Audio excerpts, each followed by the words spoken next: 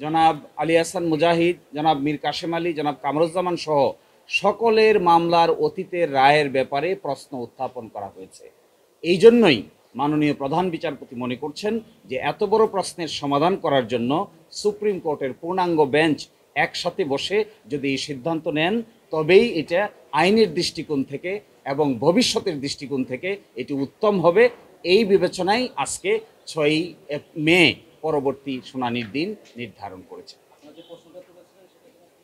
আমরা প্রশ্ন তুলেছিলাম যে আন্তর্জাতিক আইনের প্রযোজ্য হবে কি না, এই প্রশ্ন উঠেছিল জনাব কাদের মোল্লার মামলায়।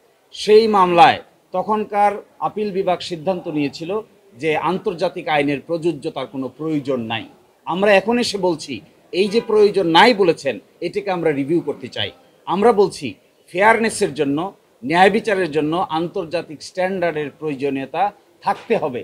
এই জন্য প্রধান বিচারপতি সহ আপিল বিভাগ বলছেন এই প্রশ্নের জবাব দেওয়ার জন্য আমাদেরকে পূর্ণাঙ্গ আপিল বিভাগ বসেই এই সিদ্ধান্তটা নিতে হবে। এই জন্যই গুরুত্বের বিচারে এই মামলাটি 6 তারিখে নির্ধারণ করা হয়েছে। আরেকটি ছোট্ট কথা এখানে বলা প্রয়োজন, আগামীকাল থেকে মাননীয় প্রধান বিচারপতি পূর্ব ঘোষিত ছুটির অংশ হিসেবে দেশের বাইরে থাকবেন। এই জন্য 6 তারিখকে ওনারা নির্ধারণ করেছেন 7 জন মাননীয় বিচারপতির সুবিধা অসুবিধা বিবেচনা করে। আমরা আশা করি ওই দিনের পরে আর এই মামলা নতুন করে শুনানির আর কিছু থাকবে না। আমরাও শুনানি শেষ করব, আদালত উপযুক্ত সিদ্ধান্ত উপনীত হবে এবং ওই দিন ওই মামলার গুরুত্বের বিচারেই ফুল বেঞ্চ বসবে। আপনারা জানেন ফুল বেঞ্চ কিন্তু মঙ্গলবারে বসে না।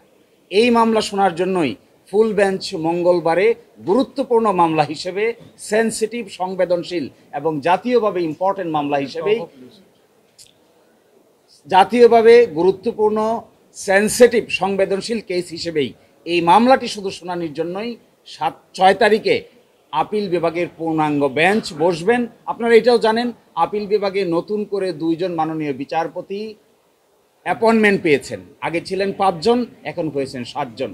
আমরা মনে করি এই মামলার গুরুত্বের বিচারে পূর্ণাঙ্গ বেঞ্চে শুনানিই হবে এই মামলার প্রতি ন্যায় বিচার।